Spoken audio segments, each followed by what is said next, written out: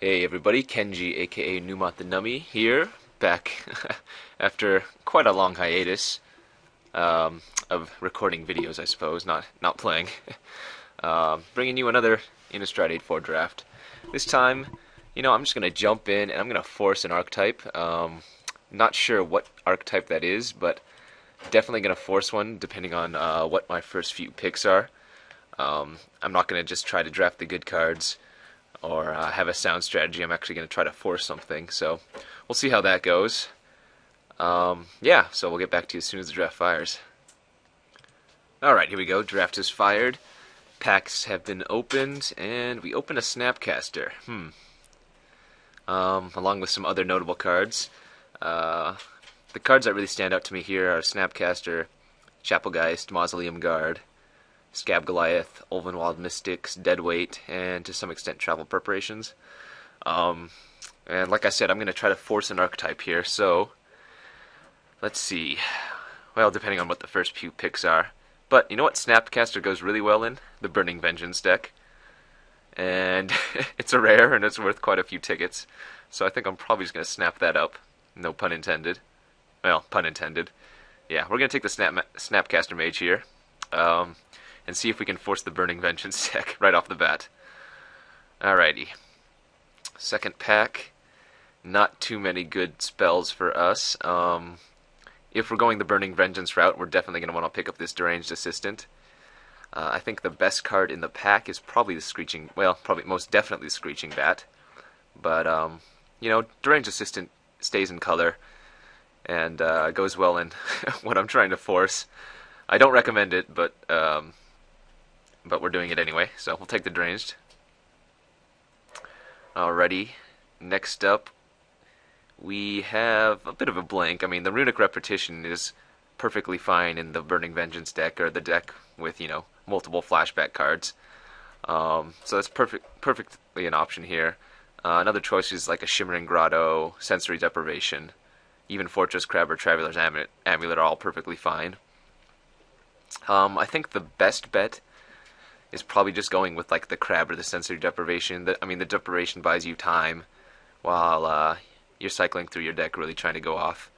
And similarly, the Shimmering Grotto helps filter all your flashback spells and whatever odd colors you may be playing. This pack's just pretty weak overall. I think I'm just going to take the Sensory Deprivation. It works well. Hopefully we get a Burning Vengeance just randomly passed to us. We did not, though. Passed some decent green-white cards. Another Travel Preparations, the Villagers of Estwald, Voice of Spirit. Nothing really here for us in the flashback archetype, which I'm going to try to force. I guess I take like the Ashmouth Hound or maybe even the Spectral Flight. When you're the Burning Vengeance deck, blue is usually one of your main colors, as is red, and sometimes you splash for like black or something. So green is predominantly not in the equation in that instance. So I think I'm just going to go with the Ashmouth Hound. It's a fine aggressive red creature, one of the better 2-drop red creatures. And yeah, hopefully we can string something together. What I really want to be doing here is picking up like Silent Departures and Grasp of Phantoms and Desperate Ravings, and then hopefully pick up, the Burning Vengeance somewhere along the way.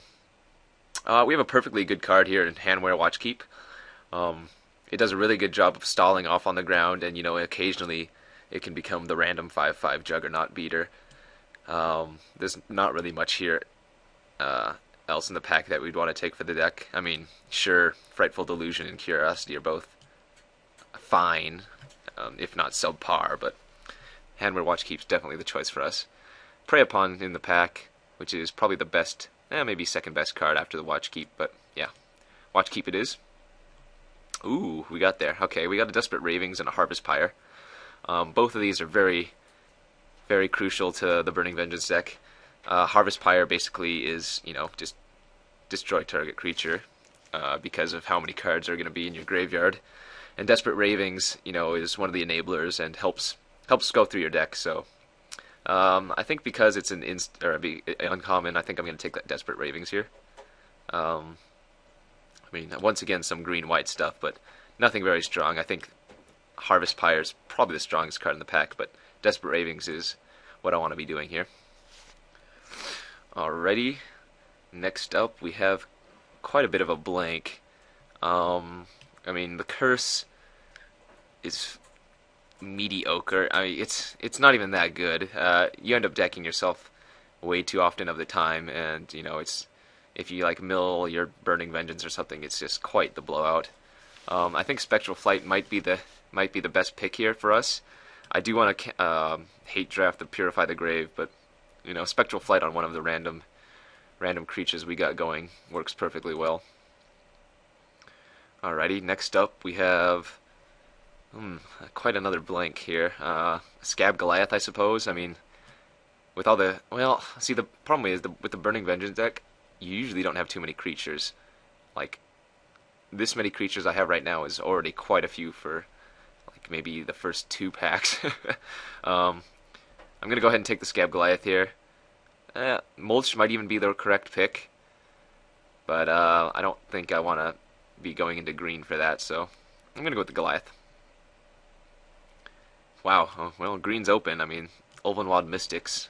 This was the one that we opened, so this is 9th pick. I'm not going to take the Revelers over it. I'm going to take the Ulvenwald. All right, I guess a Feral Ridgewolf is gonna have to work. Well, there's some decent stuff. All right, well, first pack was not too kind to us. We picked up a lot of like red-blue, aggro-y type stuff, and nothing for the Burning Vengeance deck. Or at least not too much for it. But hopefully we can string some things together to really get it to click. You know, worst comes to worst, I just force some type of red-blue aggro. But like I said, I wanted to go into this draft forcing something, so let's hope we open some Burning Vengeances.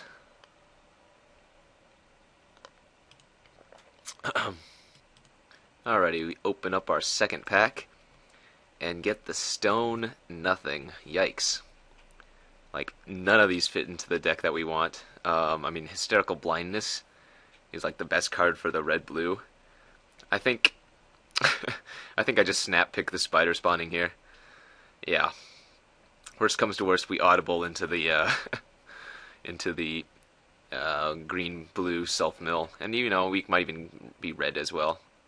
Heck, we could even do like the 4-color monstrosity. That actually might be pretty fun. I still want to get the Burning Vengeance if we can, but we'll see what we can do here. Alright, ooh, we have a few picks. Rolling Temblor is pretty good in the flashback deck, just because you usually don't have too many creatures and it can, you know, wipe the board for you, or at least a large majority of the board for you, while also having flashback. We also have an Armored Scab, Mulch, that we can also choose from here, which is pretty interesting. I think I'm going to take the Rolling Temblor. I think it's the strongest card for us here, but the Scab and the Mulch are definitely something to keep into consideration. I haven't really drafted the Burning Vengeance deck that has, you know, 3+ colors in it. You know, every time I've done it, it's been like red-blue. So we could try to, you know, splash the green, assuming it keeps coming to us, but I'll stick with my guns. I'll take the Rolling Temblor here. Alrighty, and pick up pretty much nothing. Yikes. I mean, the Skursdag Cultist is going to be fine in the deck, but this is just not what we're looking for. If we do the green route, Creeping Renaissance is certainly going to be a fine choice. But I think I'm just going to take the Cultist here. It's the safest pick. Alright, what do we got? Well, we got a Forbidden Alchemy. There's also a Back from the Brink, which is totally fine. 6 mana enchantments, you know, that don't really do anything right when you play them it's not the ideal, but it does have a very strong effect, and we have quite a few creatures for the quote-unquote Burning Vengeance deck that is probably not going to be a Burning Vengeance deck. I think I'm just going to take the Forbidden Alchemy. It's a really strong card, helps you dig for whatever you need. None of these other cards impress me too much. I mean, the Abattoir Ghoul is very strong, but not in our color, so we'll take the Alchemy. And get past, there we go, Silent Departure. 5th pick in pack 2, that's a welcome sight. That's once again another Purify the Grave. That's the second one we've seen, which is a little bit scary, but luckily most people don't main deck those. We're passing a Skursdag Cultist, Curse, and some other random junk, but yeah, Silent Departure is obviously the pick here. So overall, looks like we might just be some kind of red-blue tempo-y. I mean, I said before we might be able to splash the spider spawning, or just green in general if we can pick up enough pieces or something, but right now our deck is looking mediocre. I mean, no Burning Vengeances, we only have a few flashback cards, so there's that. Alright, now we got some options. Harvest Pyre, Mulch, Rage Thrower, all fine choices I think here. Question is, like, if we're going to play the spider spawning, I think Mulch is the definite pick. But if we're going to stick to our guns, then the Harvest Pyre is going to be a lot better for us here. And, I mean, Mulch does put a lot of things in your yard. Helps sift through your deck. I think we just go for the 4-color Brew, or maybe even the 5-color Monstrosity. I'm going to take the Mulch.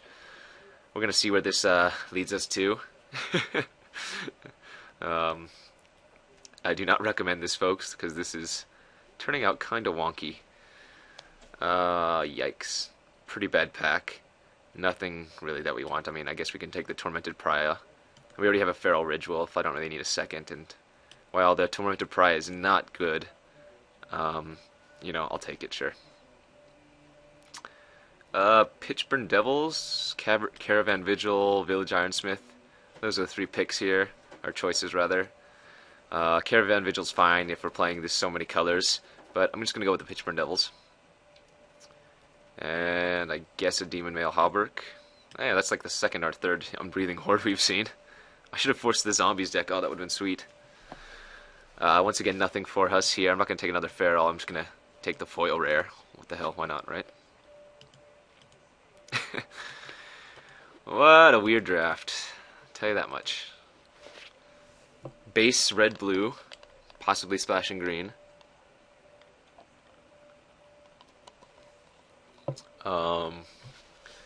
I guess the dream is just to pick up infinite pieces for the spider spawning deck in pack 3. Yeah. Alrighty. It's 11th pick here, and I guess I'll take a Curse. I mean, these last few picks are most definitely not going to have anything that we really want, so I guess anything in color.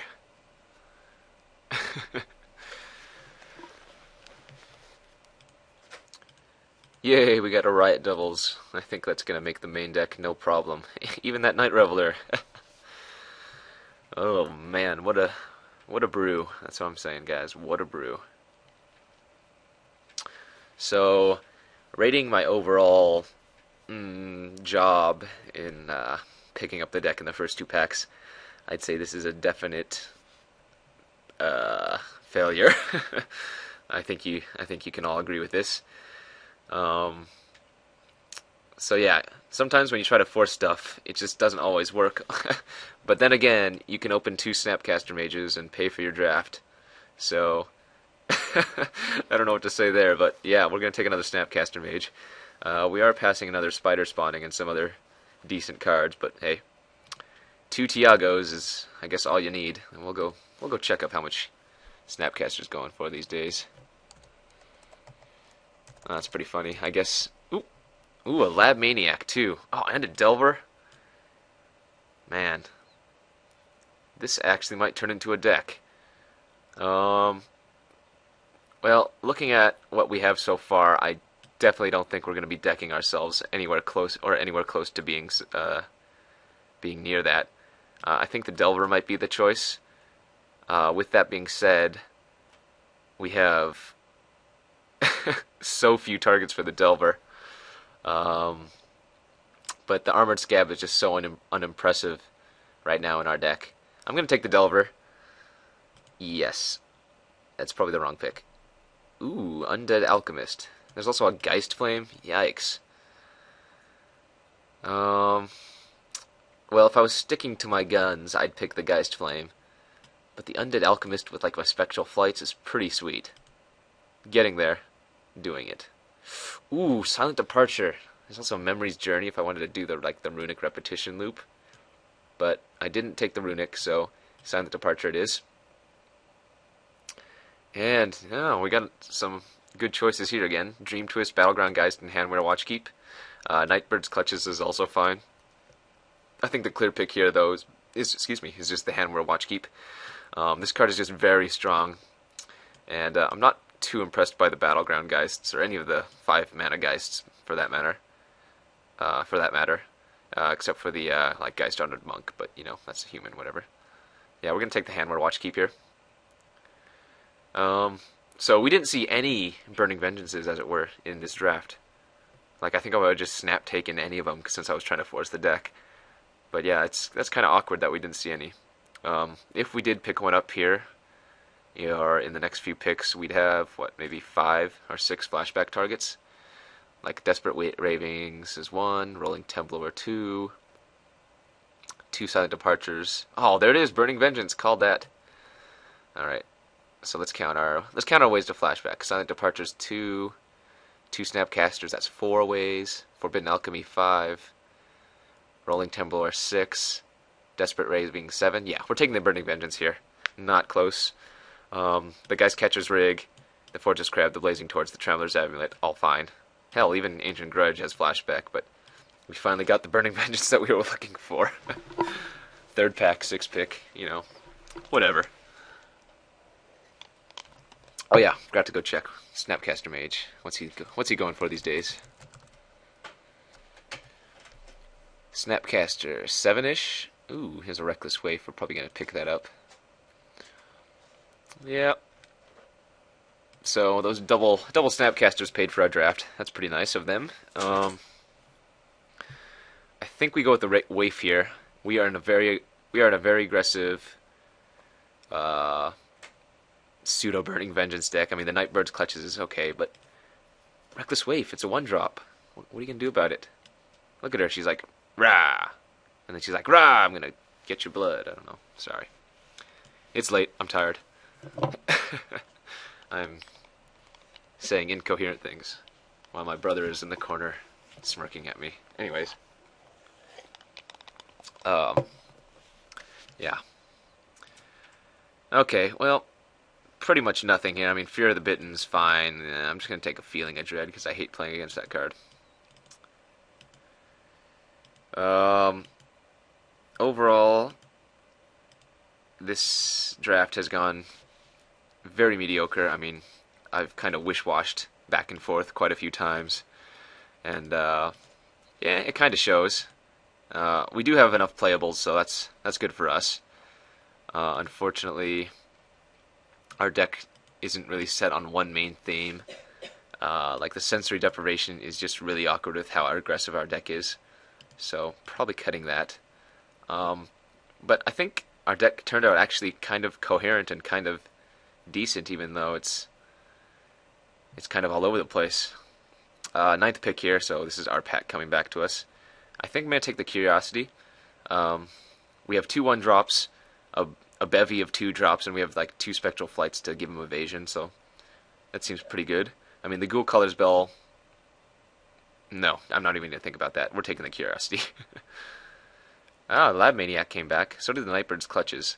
I think I'm definitely taking the Clutches here. The Lab Maniac isn't going to do anything for us. To note, though, this would be a 10th pick Dark Thicket Wolf. Yeah, 10th pick. I take these like 2nd pick. They're that good. Anyway. So it looks like we're going to be a very aggressive red-blue kind of tempo-ish deck. And we have a sub-theme of the Burning Vengeance. I mean, we only have one in the deck, so we'd have to draw it. But, hey, you know, 40-card decks, you can get there quite a bit of the time.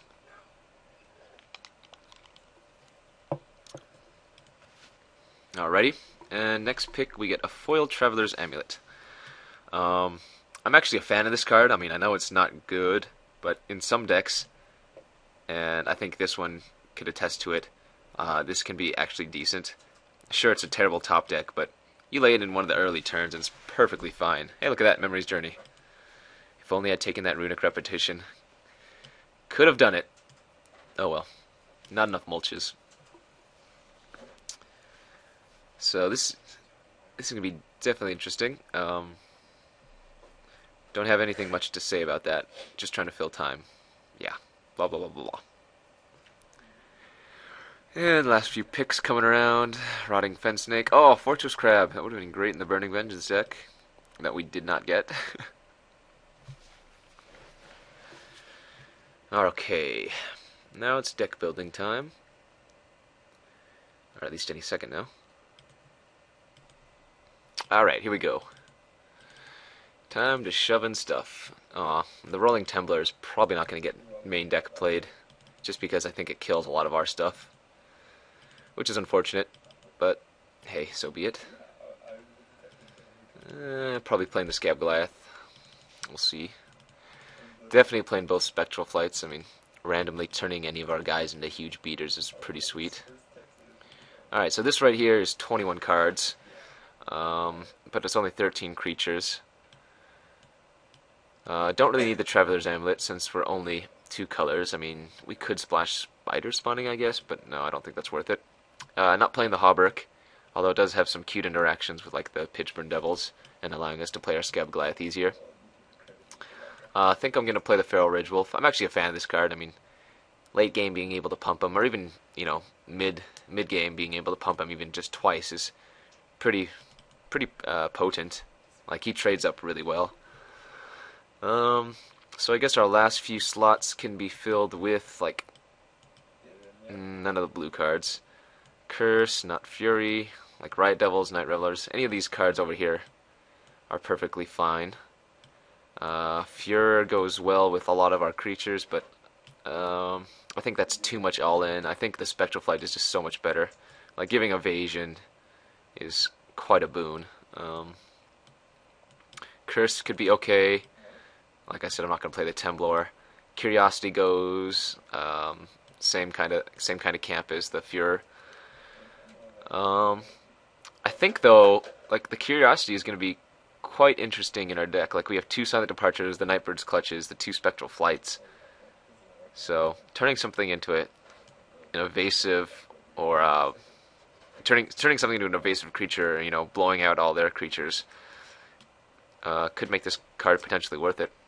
And worst comes to worst, you know, they kill it or they block it or something, and I lose 1 card, but that doesn't seem too bad. So I think I'm gonna go with this list here. We are gonna run the 17 land. I'm gonna put in 1 swamp just in case I get the Miser Forbidden Alchemy flashback.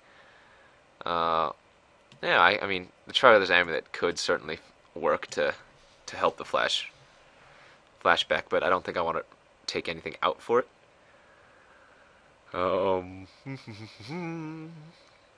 Like, I think the worst card in our deck is probably the Tormented Pariah, to be honest. Alright, just make sure we have enough flashback targets for our Burning Vengeance. 2 Silent Departures, Nightbird's Clutches, Desperate Raving, that's 4. 2 Snapcaster Mages, that's 6. Possibly Forbidden Alchemy, so a potential 7.